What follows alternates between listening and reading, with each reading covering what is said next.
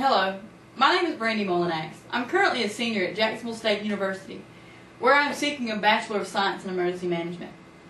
This semester I'm also completing an internship with Gadsden Etowah Emergency Management Agency. I would like to share some of my experiences with all of you today.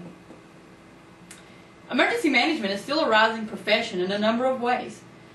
The professionalization of the industry hinges on the accessibility of certification, training, and degree programs. William Waugh Jr. and Kathleen Tierney, both university professors and co-authors of the 2007 article, Future Directions in Emergency Management, state that the number of public servants entering retirement is continually growing. For this reason, we must focus on qualifying the next generation of emergency managers. Even as emergency management emerges professionally, the field's best practices must continually evolve. I like to say that after each major disaster event, the rules change. And I have found this to be mostly true. The development of practices based on lessons learned from past disasters is paramount to limiting the effects of future disasters. One great example of this evolution is the National Response Framework. It began in 1992 with the Federal Response Plan, which was later modified and revised to include the National Response Plan. And it also was later revised into the National Response Framework, which we adhere to today. In terms of my own educational experience, there has been a combination of theoretical knowledge and practical experience. Through my practical endeavors, I have been able to apply a number of course concepts. One great example was in a course called Disaster Mitigation and Preparedness. This course required us to evaluate a local hazard mitigation plan.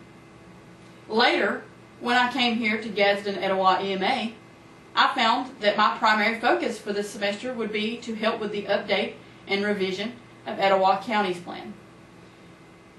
The knowledge gained through my course helped immensely with this process. Completing an internship at Jacksonville State University is not currently required to obtain a bachelor's in emergency management, but the benefits cannot be overstated. In addition to many enlightening assignments, I have been able to participate in planning meetings, community services councils, and even event response. If I had to consider the most enduring and conclusive lesson I have learned while I've been here, it is that at the local level, where every response begins, emergency management is essentially the coordinating function of the entire event response. Today's emergency manager must be somewhat a jack of all trades. If I may reference Waugh and Tierney once again, the modern emergency manager is at his foundation a public administrator. He must be a specialist in the functions of emergency management. Yet he must also maintain a wealth of knowledge in subject areas that far exceed the bounds of disaster research and emergency response. This knowledge includes a familiarity with various subject areas such as political science, geology, sociology, and even economics.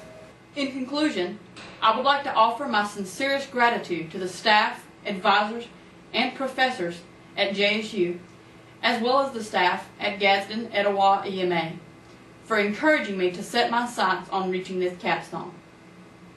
I would also like to thank all of you for allowing me to perform this presentation today. It has been a most rewarding experience.